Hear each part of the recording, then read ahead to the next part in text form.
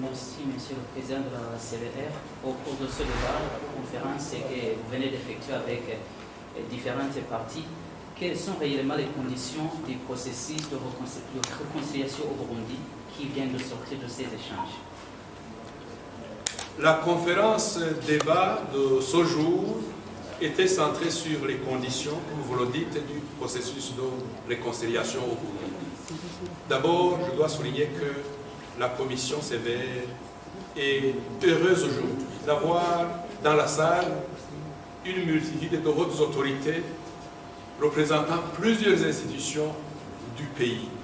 Le débat sur la réconciliation, tout le monde s'est exprimé pour dire que la réconciliation c'est une nécessité nationale.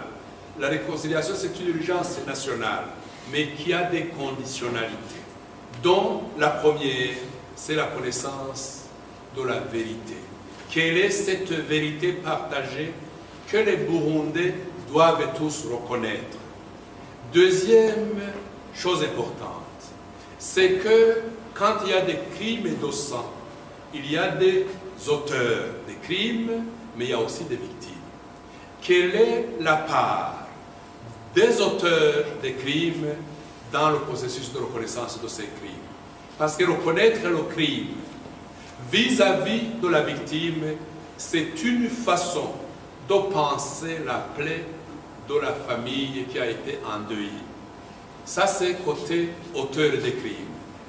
Et lorsque nous disons demander pardon, c'est une démarche de celui qui a tué.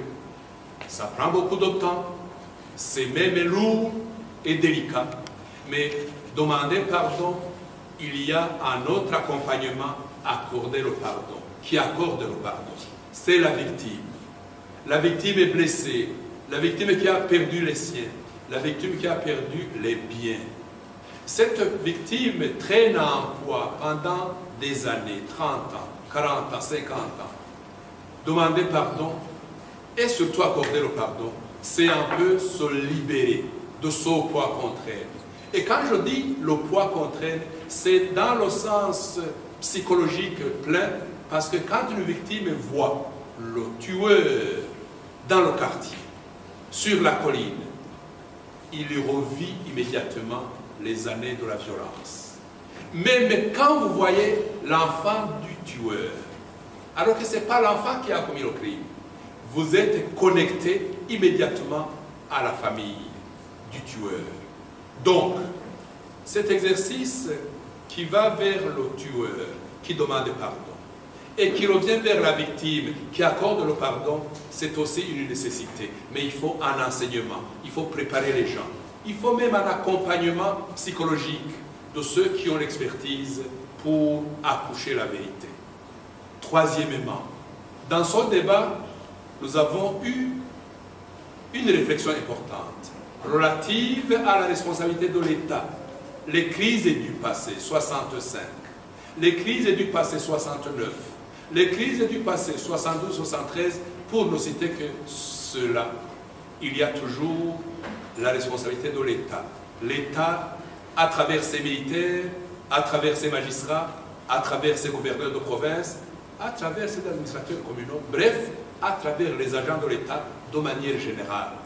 Quand l'État est interpellé, il faut poser des gestes politiques, des gestes sur le plan légal, sur le plan judiciaire, mais surtout dans la salle, il s'est dégagé une idée.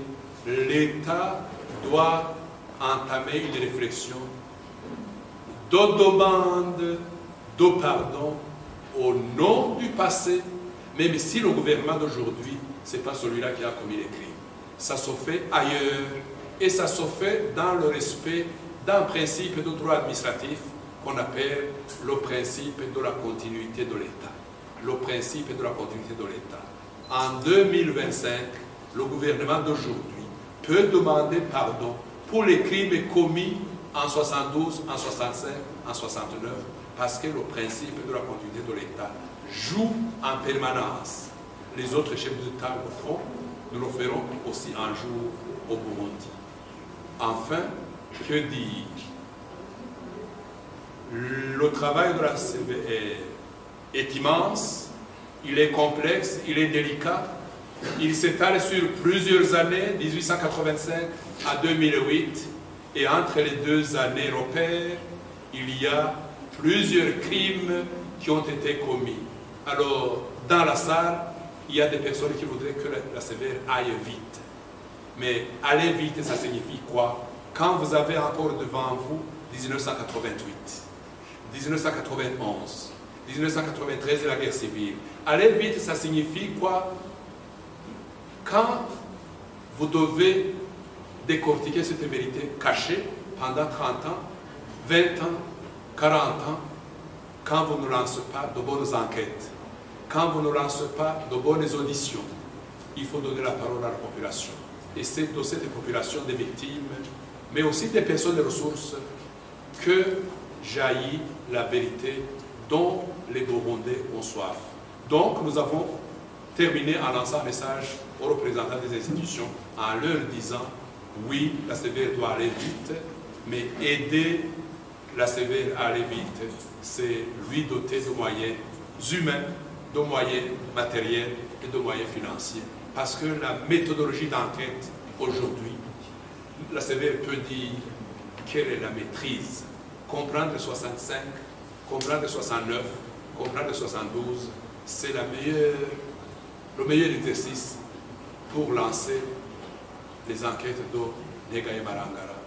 Parce que, encore une fois, dans les villages, dans les collines, il y a des victimes encore en vie, il y a des auteurs encore en vie, et la vérité sort des victimes et des auteurs et des personnes de ressources. Je vous remercie.